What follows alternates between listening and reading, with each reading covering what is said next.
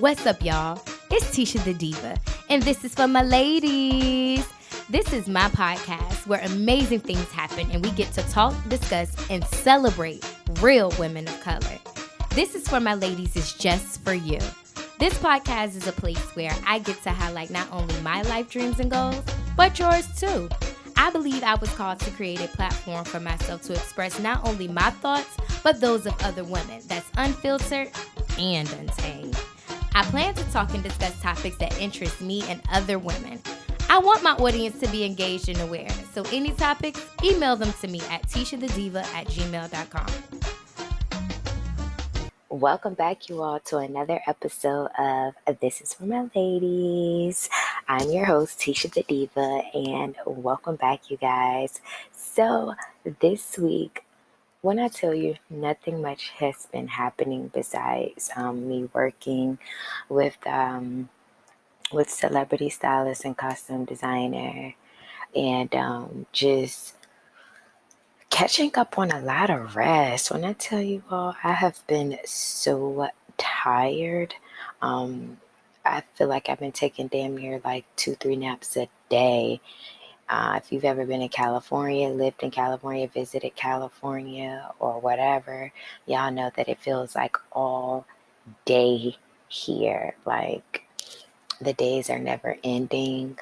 The good thing about it is starting to get a little cool here, a little chilly, where it is definitely like sweater weather. Sweater weather.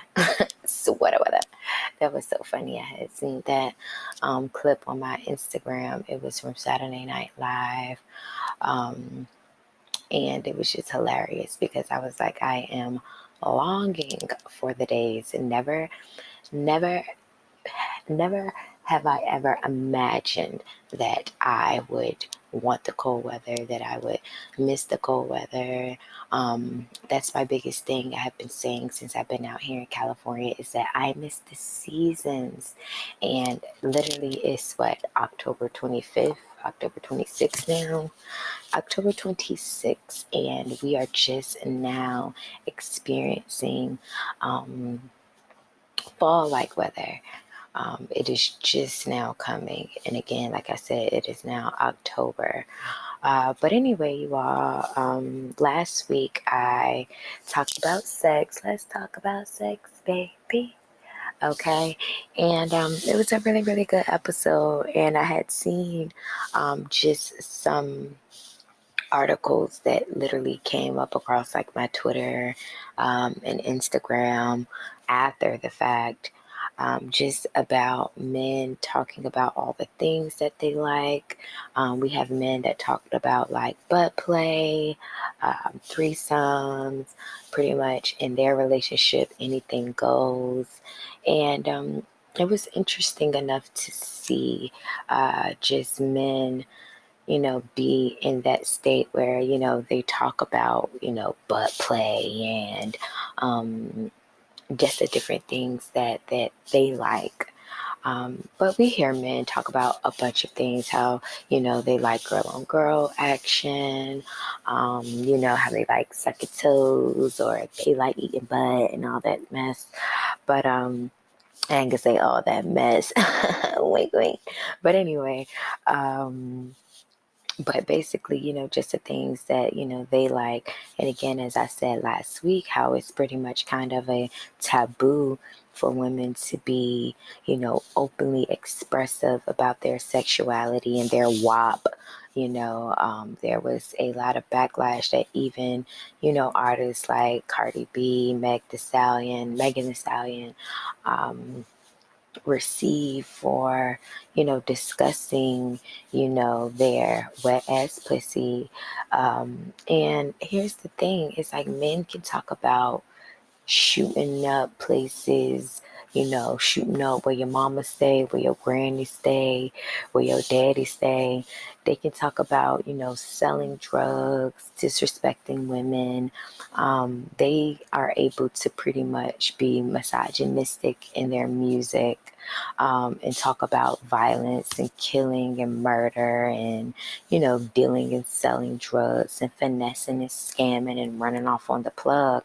But the moment that women want to stand in their power and stand in their sexuality, and stand behind their WAP, it they receive backlash. And I just think that it's just that double standard, just that unfairness, and just that, equality that women are fighting for and longing for, to be able to, say what they want to say and dress how they want to dress and, present themselves in a certain way and, not be judged. But again, women receive so much backlash the moment that, they come into themselves. And I think that's pretty much kind of what I want to talk about this week. Is just, the coming of yourself, coming into yourself and accepting yourself, as you are, accepting the skin that you're in. And I know that is so hard. I understand that it can be a very, very hard thing, especially for women of color, to, again, live in society where we're being told that our black isn't beautiful or our shade of black isn't beautiful, and be compared to, our lighter sisters. And, I say our lighter sisters because I consider myself a brown skin / dark skin African American woman. I am brown. I am, I'm not like chocolate, but I am, more of a caramel brown color. But that's not to say that, oh yeah, I'm lighter than her chocolate or anything like that. No, we're still brown women, brown, brown women. So, I know growing up, me seeing all shades of blackness growing up. I grew up in a predominantly African American community. I went to predominantly African American schools, from elementary until college. Like I went to a HBCU, a historically black college university. So all shades of black is what I have been, brought up around.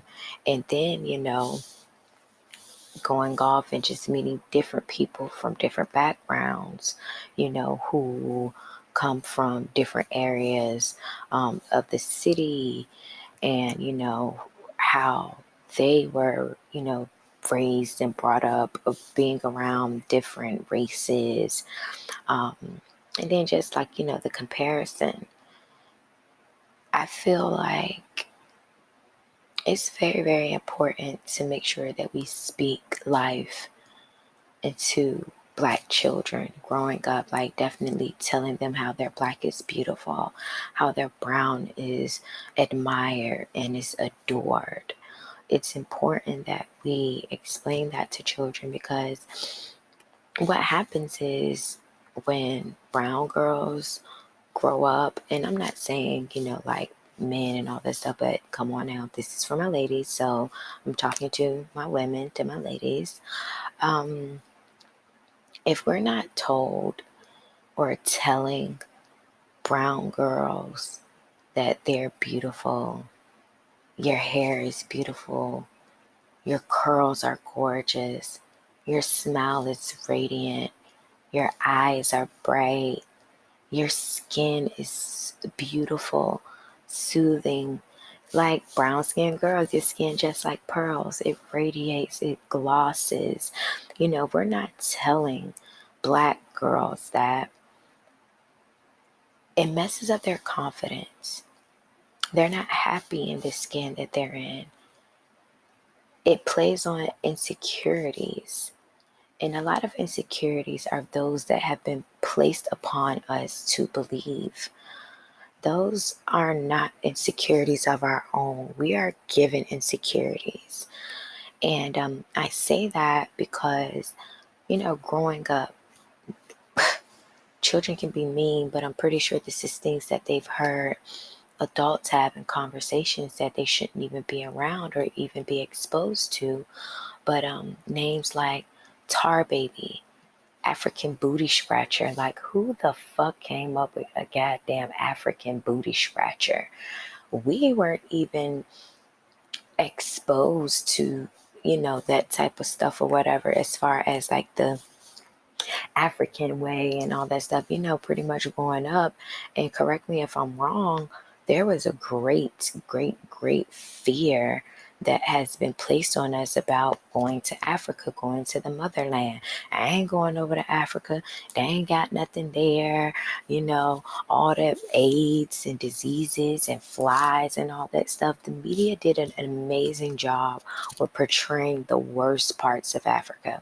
The worst parts of Africa, especially on those donate 5 cents a day to feed a child and all that stuff or whatever.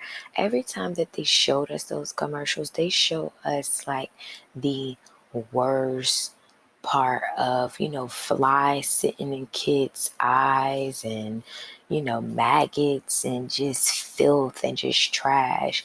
And I'm not saying to not be aware and to not, show empathy or sympathize with those people, because there are parts in Africa where it's like that. But hey, I'm in LA, and there's parts of LA, Skid Row, different places where it looked just like that right here up the street in my backyard.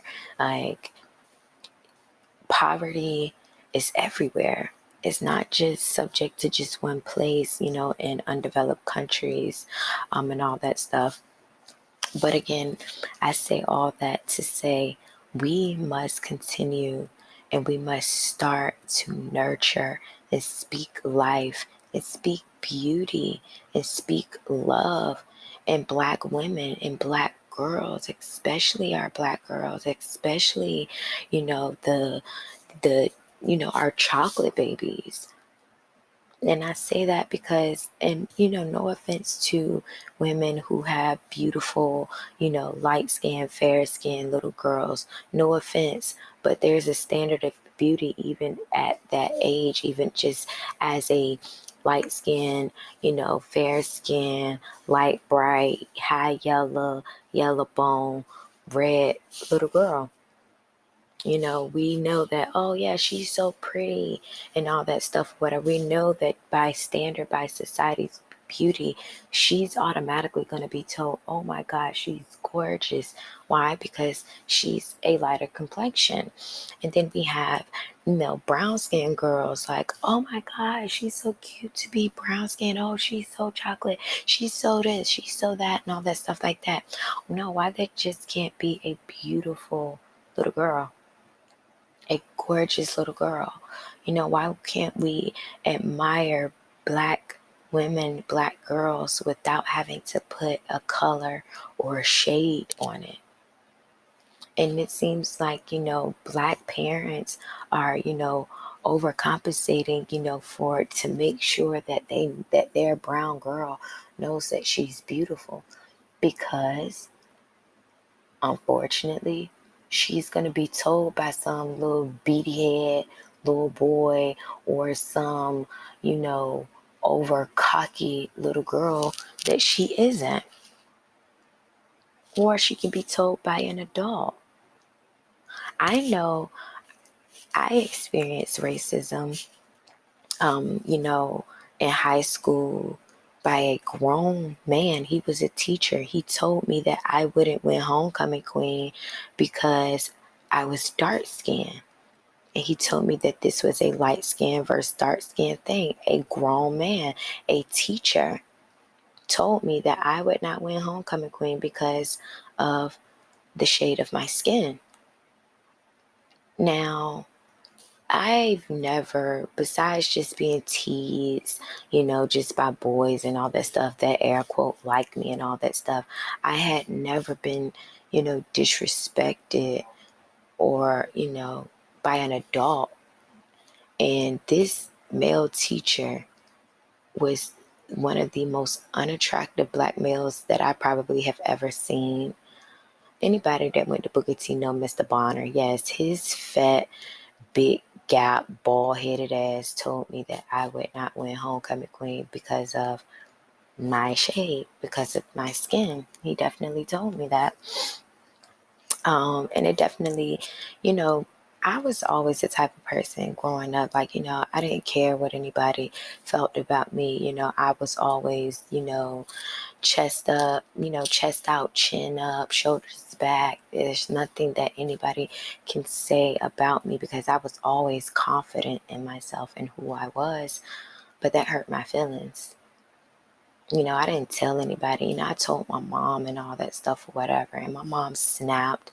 And my mom even, went up to the school and was just like, that's just inappropriate. That's nothing that you tell a child. And I believe she even spoke to him too. That's one thing that I can say. Like, my mom, she's a fire sign. She's a Leo. Them fire signs, they don't play. Nobody plays about their children. But I know that, rest assured, that them fire signs, them Leo signs, like, they going to bat. They going to bat for their children. I just thank my mom for always going to bat for me. I even remember, working at Krispy Kreme in 10th grade. And during that time, I was going to everything. I was going to senior proms. I was going to junior proms. I was going to sophomore balls.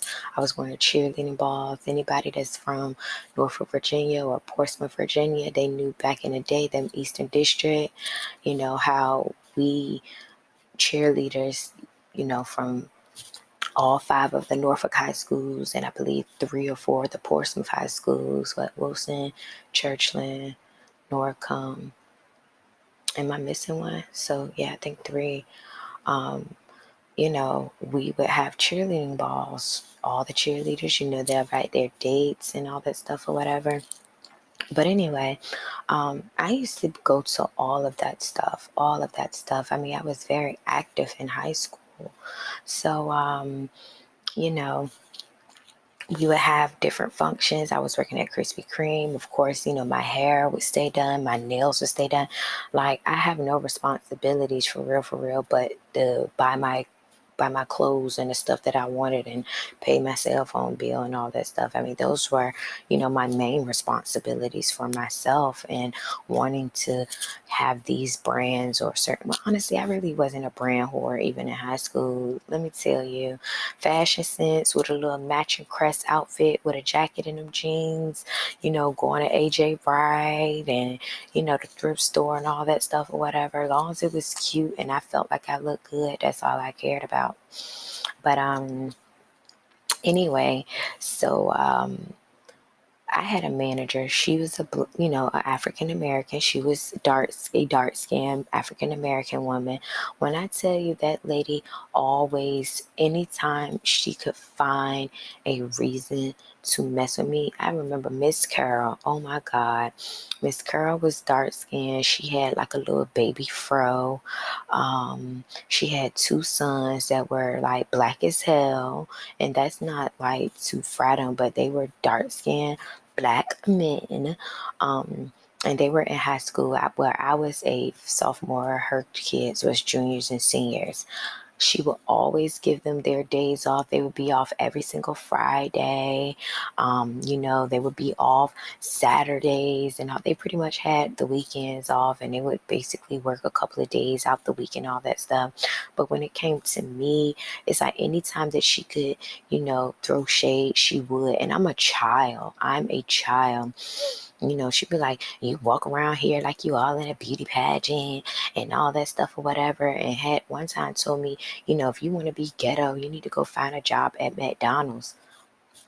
I'm a Cancer. Feelings hurt. Let me call my fire Leo mom. And my mom came over there and let her have it.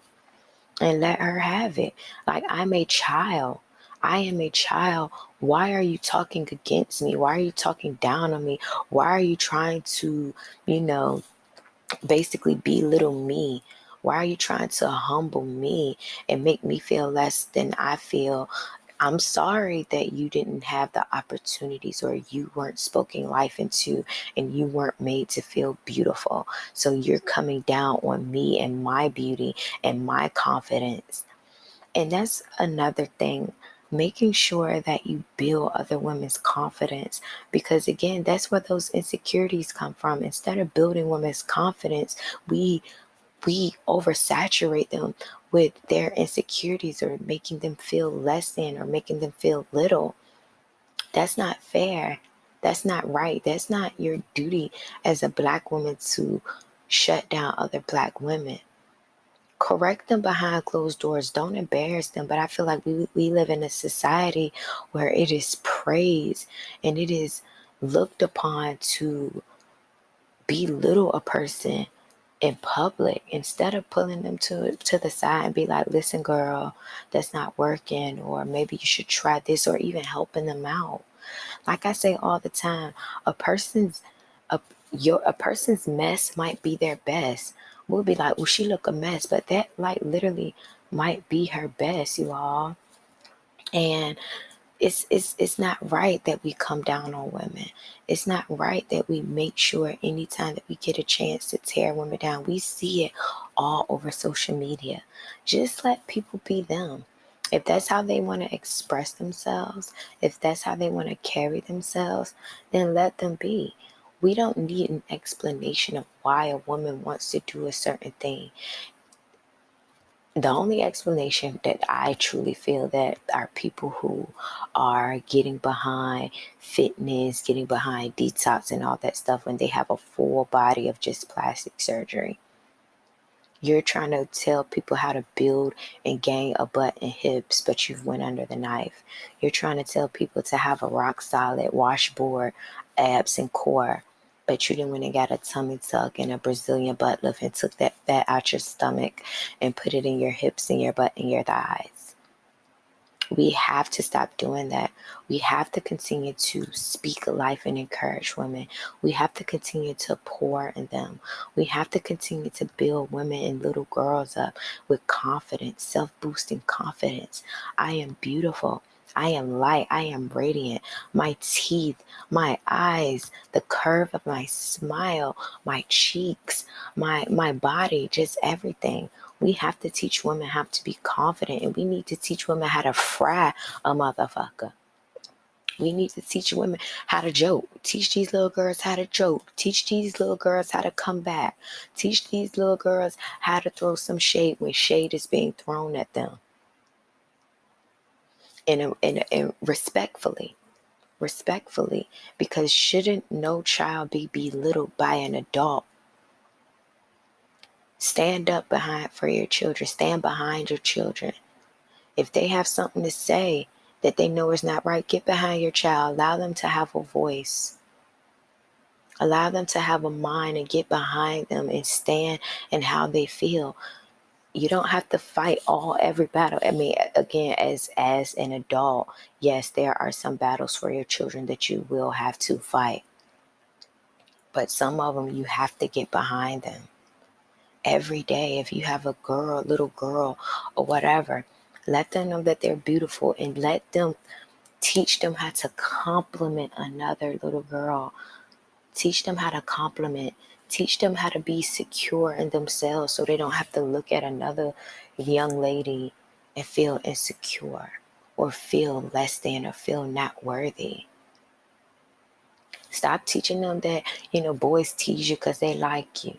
No, teach them how to fry these young boys back. Teach them how to come for them. And still teach them, be like, and it's all in love. But you see how you made me feel when you teased me. You don't like how I teased you back. You don't like that. Don't do that to me. I respect you, so respect me. And we can be friends. We can be cordial. We can be cool. Because it's tough. It's really, really tough. Sometimes I be feeling like I wish I was a teacher. I mean, and it's definitely not too late. It's definitely not too late, but sometimes I really, really do feel like I could be an educator. When I tell you every morning we listening to something positive, we moving, I don't care what bell it is, like we moving, and maybe middle school. And I know they say middle school is the toughest, but I remember having amazing teachers in middle school. And my amazing teachers in middle school, they were my toughest teachers. They were tough, but I loved them. I enjoyed them. I appreciated them. I respected them. I really truly did. And that's pretty much what I would definitely teach is respect. And then also let them know that we all come from different walks of life. There are some people that leave here, that leave out this classroom, that go home and have an abusive parent, abusive step parent. They might have, family members that are harming them in sexual ways. And let's not act like we don't know what sexual ways are. But I'm here to tell you that that is not okay. I'm here to tell you that if you need some type of way out, let's come to me, write me a letter. If you need to, these are going to be our little code words. These are going to be our little safe words that you can write at the bottom of your paper and turn it over and turn it in or something. Like, this is how we're going to work this out. You may not want to talk about it, but it's like I want my kids to know that once they leave my classroom, that they're able to spread positivity and love to other people around in their other class, around the halls, around the school, and in everyday life. Now, we might not be able to change what's going on in your household with your family and all that stuff, but we can move you out of that environment in some way. And then I feel like I would probably guarantee that. But let them know that nothing in life for real is even really guaranteed. But we can do the best. We can change our minds around certain ways that we think. I would get my therapist friends. I would get all my friends that I feel like have accomplished something, that has been through something, even as a child, even, when it comes to race, colorism, and all that stuff. I would invite all those people to come and talk to my classroom and just let them know that while it seems like this is your final, this is your end all be all, it doesn't. Once you leave from here, you can be whoever you want to be and be proud in it and stand in it. To be confident, to be loved, to be of light, to be positive. And I know people be saying everything ain't always love and light, but yes, stuff do get dark and hazy. Yes, it does. But if you every day present every day that today I'm going to present this day with love and light, everybody that I come into, you can be love and light. The only time that you experience darkness is those that you allow in your circle and to come around you. But again, we are not immune from anything in this world. We are not immune from anything on this earth. So things are going to get a little bit dark, but you can still be that light, that shine. Somebody had said that when you walk into a room, it's not your duty to test the room, to test the temperature of the room. If you're shining at 1,000 watts, shine at 1,000 watts. And if people can't take you because you're too bright, you better tell them to get their shades.